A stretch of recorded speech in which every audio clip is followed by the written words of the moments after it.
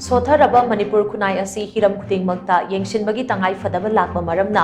National Revolutionary Front Manipur NRFM na ahanbagi oina Ching Amasung Tam gi Contractor sing private company shing amadi leingak ki RDNPR gi official Singda NRFM Finance Section 1 dagi Wapham kaya Thamlakli.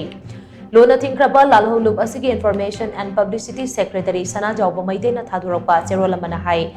Mamang le haktaktagi PMGSY gi tender fauna bohanabada red yamna pikna tender thadabana maram oiraga matam chana thabak suba loishinba ngamdabata natana thabaki quality leihande maram aduna aikhoi gi khunai ase maning hanbagi achoba maram amo oirakle India leingak na thadarakpa sanfam oirabasu aikhoi gi oihonggadaba shing adude yengshinba yamna maktangai fade Asigumba stat amade central leingak scheme amade project singi tender thadabada red yamna pigna thadabagi chanabi asi NRFM na athingba thamle hairi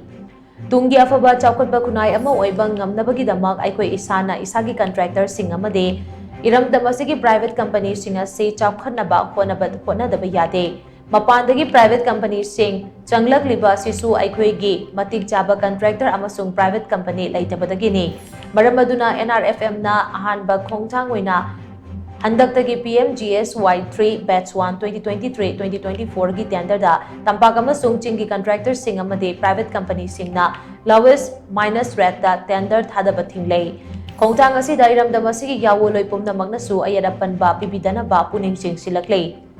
Nakalamaromda NRFM gi mingda miyamdagi lana senkai chathabagi kudam phangba maramna kanagumba singna senkai ga mari leinaba sing khangding labadi finance secretary nongpok nganba maiteida natraga party asigi contact number 70853968881 da contact tawrangna ba khangalakli